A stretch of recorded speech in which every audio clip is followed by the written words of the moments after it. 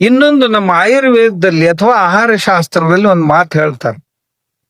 ಏನ್ ಉಣಬೇಕಪ್ಪ ಶರೀರಕ್ಕ ಅಂದ್ರ ಜೀವಂತ ಆಹಾರವನ್ನು ಉಣಬೇಕು, ಮೃತ ಆಹಾರವನ್ನಂದ್ರ ಸತ್ತ ಆಹಾರವನ್ನು ತಿನ್ನಬಾರ್ದು ಅಂತ ಹೇಳ್ತಾರೆ. ಹಂಗಾದ್ರೆ ಜೀವಂತ ಆಹಾರ ಅಂದ್ರೆ ಏನು, ಸತ್ತ ಆಹಾರ ಅಂದ್ರೆ ಏನು? ನಾನು ನಿಮ್ಗೆ ಒಂದ ಮಾತಿನಾಗ ಹೇಳ್ತೇನೆ. ಸತ್ತದ್ ಯಾವುದು, ಜೀವಂತ ಇದ್ದದ್ದು ಯಾವ್ದು? ನೀವು ಯಾವತ್ ತಿಂತೀರಿ ನಿಮಗ್ ಬಿಟ್ಟು ಕೊಟ್ಬೇಕು.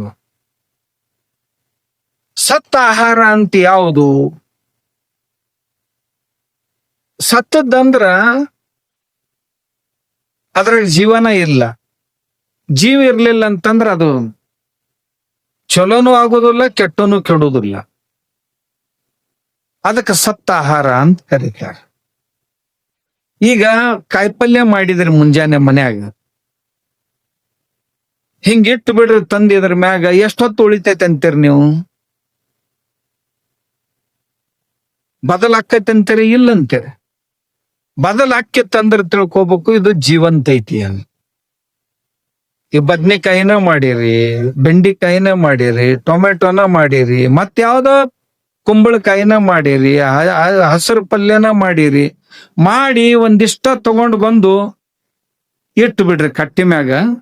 ಎಷ್ಟೊತ್ತು ಉಳಿತೈತಿ ನೋಡ್ರಿ. ಅಂದ್ರ ಅದು ಬದಲಾಯ್ತು ಅಂದ್ರ ತಿಳ್ಕೊರಿ ಇದ್ರೊಳಗ ಜೀವಿತ್ತು, ಅದಕ್ಕ ಪರಿವರ್ತನೆ ಆತು. ಇನ್ನೊಂದ್ ಯಾವ್ದಾರ ಪದಾರ್ಥ ಸೀಲ್ ಬಂದ್ ಪ್ಯಾಕಿಂಗ್ ಮಾಡಿದ್ದನ್ನು ಒಂದ್ ತಂದಿಡ್ರಿ, ಎಷ್ಟು ತಾಸಿಗೆ ಕೆಡ್ತೈತಿ ನೋಡ್ರಿ. ಇದ್ರ ಅರ್ಥ ಗೊತ್ತಾತ ನಿಮಗ್ ತಿಳಿಯೋ ಭಾಷೆ ಒಳಗೆ ಹೇಳಿದ್ರ, ಬಿಸ್ಕಿಟಿನ ಪುಡ್ಕಿ ಒಂದ್ ತಗೊಂಡ್ ಬರ್ರಿ, ತಂದ್ ಕಟ್ಟಿ ಮ್ಯಾಗ ಇಡ್ರಿ, ಎಷ್ಟು ತಾಸಿಗೆ ಕೆಡ್ತೈತ್ರಿ ಅದು?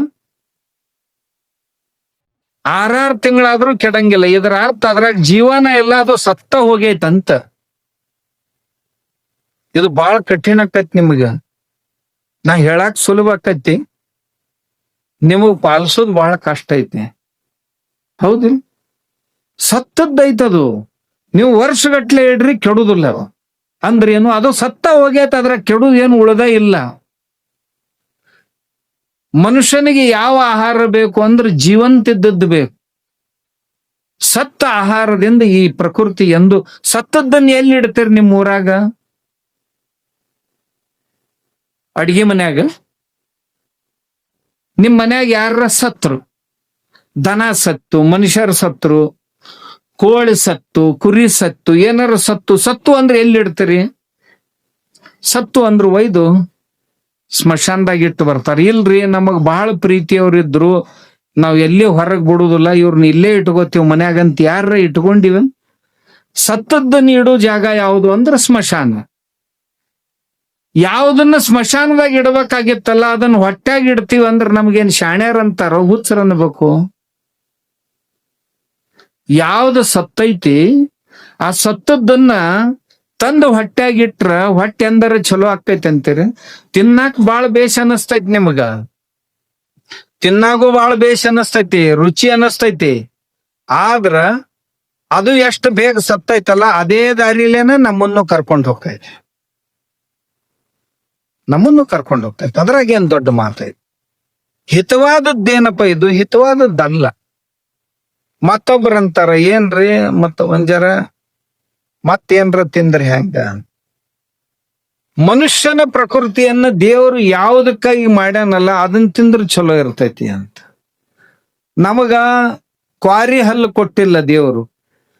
ಈಗ ಬೆಕ್ಕಿಗಿ, ನಾಯಿಗಿ, ಹುಲಿಗಿ ಕ್ವಾರಿ ಹಲ್ಲು ಕೊಟ್ಟಿರ್ತಾನೆ, ಎಲ್ಲ ಹರಿದ್ ತಿನ್ಬೇಕಂತ. ನಮಗಂತ ಹಲ್ಲು ಕೊಟ್ಟಾನ ನೋಡ್ರಿ. ಯಾವ ಹರಿದ್ ತಿನ್ನೋ ಪ್ರಾಣಿ ಇರ್ತಾವಲ್ಲ ಅವು ಯಾವಾಗ್ಲೂ ತುಟಿಲೆ ನೀರ್ ಕುಡಿಯಂಗಿಲ್ಲ. ಪಚಕ್ ಅಂತ ತುಟಿ ಹಚ್ಚಿ ನೀರು ಕುಡಿಯಂಗಿಲ್ಲ. ಅವು ನಾಲಿಗೆಲೆ ನೀರು ಕುಡಿತಿರ್ತಾವ. ನಾಲಿಗೆಲೆ ನೀರು ಕುಡಿಯು ಏನಿರ್ತಾವಲ್ಲ ಅವು ಕತ್ತರಿಸಿ ತಿನ್ನೋ ಪ್ರಾಣಿಗಳು. ನೀವ್ ಯಾರ ಹಿಂಗ ನಾಯಿಗತೆ ಬರೀ ನಾಲಿಗೆಲೆ ನೀರು ಕುಡಿತೀರೇನ್? ಇಲ್ಲ.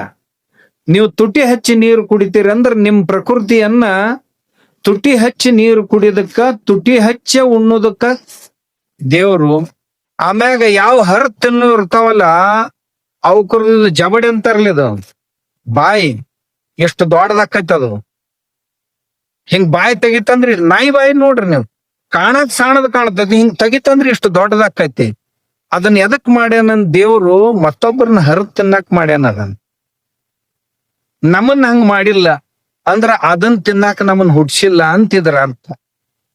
ಅದ್ರ ಕರಳ 6 ಫೂಟ್ ಇರ್ತಾವು, ಪಚನ ಆಗ್ಲಿ ಆಗದೆ ಇರ್ಲಿ ಪಾಸ್ ಆಗಿ ಬಿಡ್ತದೆ.